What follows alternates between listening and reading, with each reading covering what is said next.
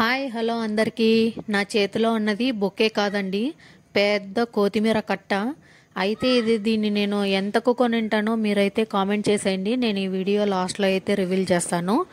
అయితే ఇంత కొత్తిమీరని స్టోర్ చేయాలంటే మాత్రం అంత సులభమైన పని కాదు.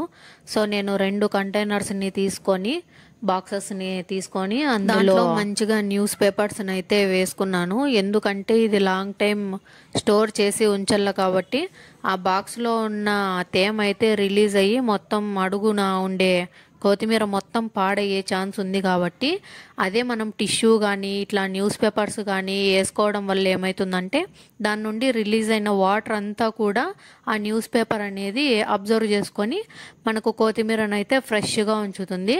సో మీరు కూడా ఈ ట్రిక్ను ఫాలో అవ్వాలనుకుంటే డెఫినెట్గా ఫాలో అవ్వచ్చు. లేదంటే ఫ్రిడ్జ్ కంటైనర్స్ అన్ని ఆన్లైన్లో దొరుకుతాయి. సో అలాంటివైనా మీరు ఆర్డర్ చేసుకోవచ్చు. నేనైతే ఇలా దీన్ని మాత్రం స్టోర్ చేసుకున్నాను, ఎందుకంటే ఫ్రిడ్జ్ కంటైనర్స్ నా దగ్గర లేవు కాబట్టి. సో ఏంటంటే నేను స్కూల్కి వెళ్ళే దారిలో ఆటోలో చూశాను అనమాట. అందుకోసము ఇంత పెద్ద కట్ట ఇంత తక్కువకు దొరుకుతుందా అని చెప్పేసి నేను తీసుకొని వచ్చాను. అయితే ఇది మాత్రం కొత్తిమీర కాదు, ఒక బొకే లాగా కనిపిస్తుంది నాకైతే. సో దీన్ని చూసిన వెంటనే వీడియో తీయాలా అని అనిపించింది నాకైతే. అందుకోసమని నేను దీన్ని ఎలా స్టోర్ చేసుకుంటున్నాను అనేది మీకు వీడియో తీసి పెడతాను. యూస్ఫుల్ అనిపిస్తే మీరు కూడా ఈ టిప్ని అయితే యూస్ చేసుకోవచ్చు.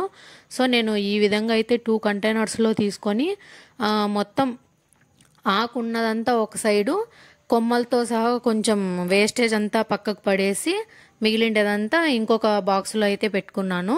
సో అది అలా పెట్టుకోవడం వల్ల ఏమవుతుందంటే ఒక 1 వీక్ 10 డేస్ వరకు మనకు ఫ్రెష్గా అయితే ఉంటుందండి ఫ్రిడ్జ్లో పెట్టుకుంటే. సో నేనైతే దీన్ని మాత్రం ఓన్లీ 20 రూపీస్కి మాత్రమే తీసుకున్నాను. సో మీ ఏరియాలో ఈ కొత్తిమీర ఇంత మొత్తంలో 20 రూపీస్కి ఎంత ఇస్తారో అనేది కామెంట్ చేయండి. ఈ వీడియో కనుక మీకు నచ్చినట్లయితే లైక్ చేసి ఫాలో కొట్టేయండి.